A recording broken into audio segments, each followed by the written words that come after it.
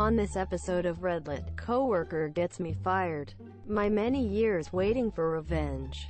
Coworker gets me fired. My many years waiting for revenge. This is my first post here, and I only have done this after telling the whole story to a friend who posts on Reddit and told me that this story had to be put here after telling him the whole story. This is a long post. You've been warned. If revenge is best served cold, then my revenge was many years in the freezer, and, this week, was finally pulled out and had whipped cream and a cherry put on top put before finally served. Background. So I worked for Company A for almost a decade that had a small team consisting of 10 people, doing commissioned work for businesses in my city. The owner treated us like family, knowing that we worked long and hard days, sometimes up to 60 hours in a week. He paid us better than expected. Bonuses and perks he negotiated with businesses that commissioned our work. Even gave the whole company a week off paid when his son was getting married so we could attend it. We had our squabbles like any other family, and things weren't always bright and perfect. But this is to show how nice owner treated his employees, and didn't screw me over. After working there for years, the manager position came open, since by then I was one of the most senior workers with Company A. So I thought I would apply, which had a few others interested too as well. I didn't get the position, mainly because, despite my experience at Company A, I didn't have a business administration degree. Someone who worked for owner did, so he got it. Realizing the education I would have to get, and the demand of this job, I thought long and hard and concluded that, if I wanted to go anywhere in life, I would have to get that degree. Coming right out of high school to work for Company A was great, but if I wanted to do something more I would have to go to university. I talked to the owner and gave my 2 weeks notice. When I explained what I wanted to do and why, he understood that I was trying to make something of myself. This all becomes relevant later, I promise. Going to university, I found that I had tuition covered through government grants but not things like food, rent, etc. So I looked around and eventually found work at Company B. Company B was a retail store, with a bigger staff than I had been used to. Somewhere around 50 employees but had such a huge employee turnaround that it was scary at times. They dealt with a wide range of goods from groceries to very expensive items. They had a certain niche clientele that they could order items for and catered to. I ended up working part-time in their warehouse and answered to the warehouse supervisor, who answered to the manager. There were other supervisors for other parts of the store, but for this only the sales supervisor is relevant. Skip forward 7 years. In that time I got my BA degree and worked at Company B the whole time, going from part-time to full, and eventually applied for the warehouse supervisor position. I was interviewed, got the job, been supervisor for months when the manager and I hired Kay as a warehouse clerk. Kay isn't the one to get the revenge, but she played a crucial part in the revenge. Then Bitch gets hired. Bitch started out as a cashier, working quickly up the chain and brown-nosing as many co-workers as possible, including the manager. When a sales rep went on maternity leave, Bitch quickly jumped at the chance to work in sales and ended up permanently being a part of that team. Then the sales supervisor soon after. Me and Bitch got along like oil and water. We butted heads over things constantly. She would tell the manager all the small things that I did, but called me a snitch when I reported the issues she was causing. She would badmouth me and my warehouse staff, talk over me at meetings and try to take credit for my ideas. She openly told coworkers that I was the cause of many issues and couldn't wait for me to leave. Oh, and she was never at fault. It would be the customer's fault, my fault, the delivery driver's fault, another coworker's fault, etc. There were times when we got together well, but far and few between.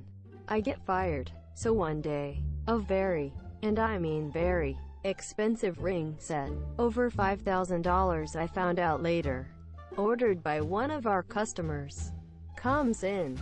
Years ago I set up a procedure for any type of jewelry so that it will not get lost or stolen. The last step is, once we have done everything with it in the warehouse, we take it to the office and have someone put it in the safe immediately. This particular time, I was the one who received the rings, so once going through the procedure, told Kay that I was taking it to the office. The only one available who had the combination to the safe was Bitch. I asked her if she could open the safe. She looked at me, looked at the jewelry box in my hand, then said, "Put it down here on my desk.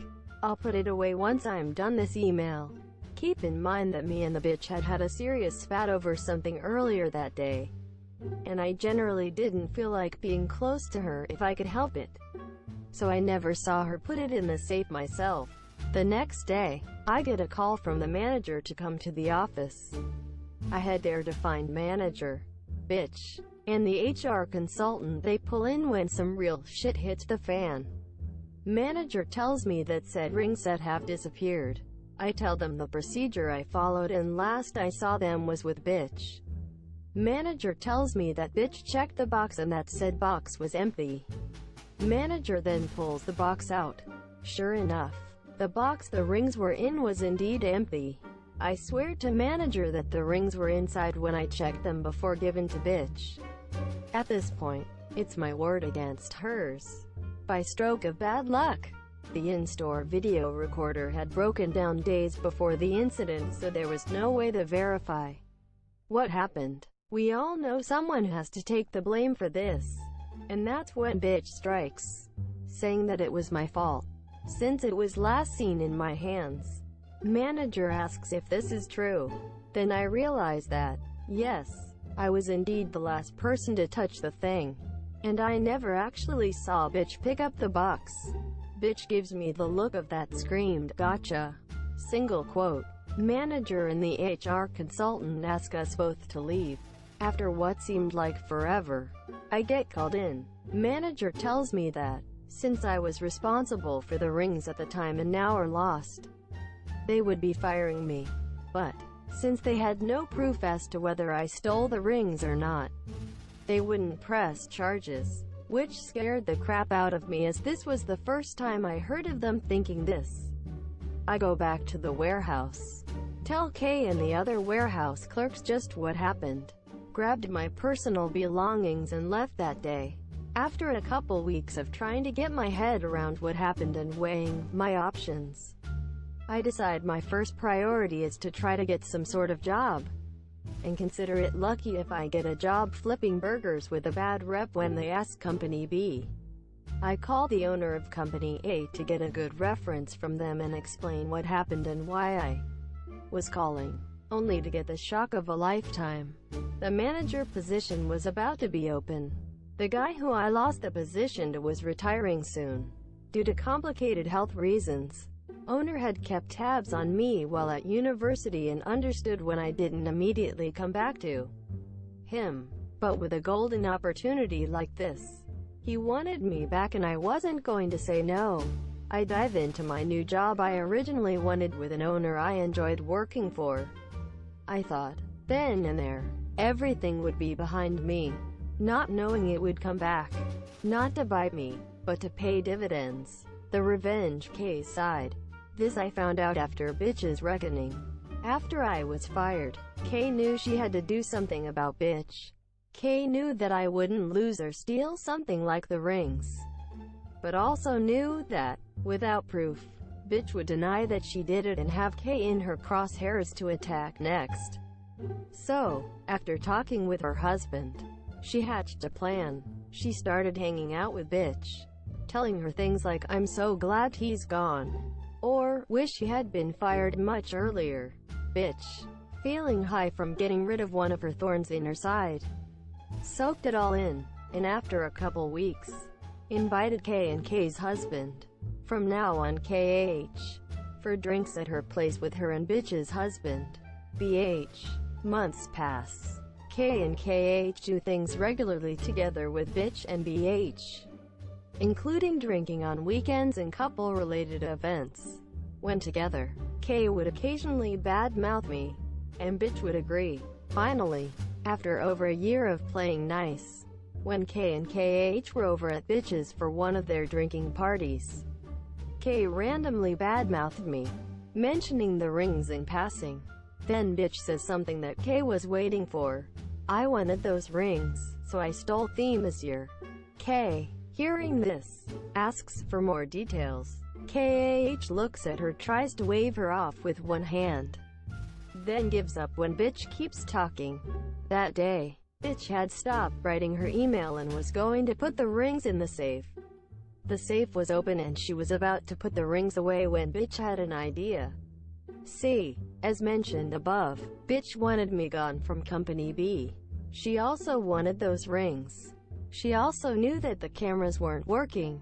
She figured that she could pocket the rings, tell the manager they were missing, and spin it so I would take the blame. K then asks where are the rings now, and bitch, being too drunk and not seeing a reason not to brag, not only tells her, but shows her where they're in her room all while KH had been recording the whole conversation on his phone. The hand waving was him saying he started recording. K gives a copy of the recording to manager the next workday. Police are called immediately. Bitch is arrested and her house is raided. They find the rings. K and KH give the recording and testimonies to police.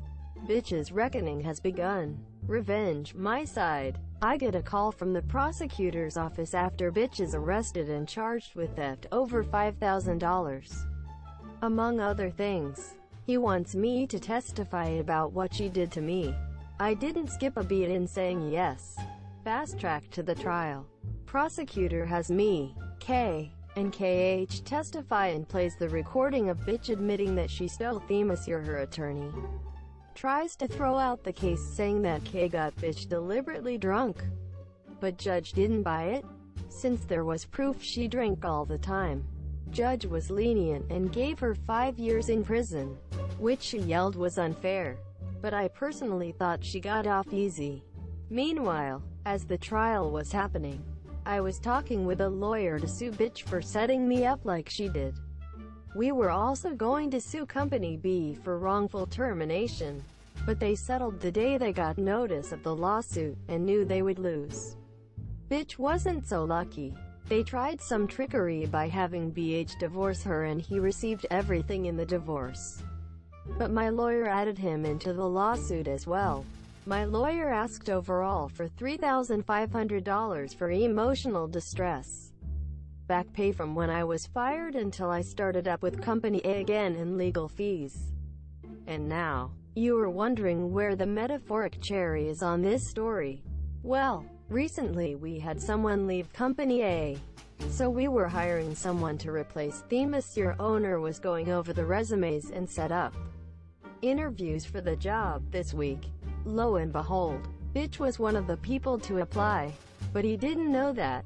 I looked at the resume, was about to trash it, but then smiled. Owner set up the interview. She came in at her slotted time, looking to brown nose her way through. Then she saw me. I smiled an evil smile.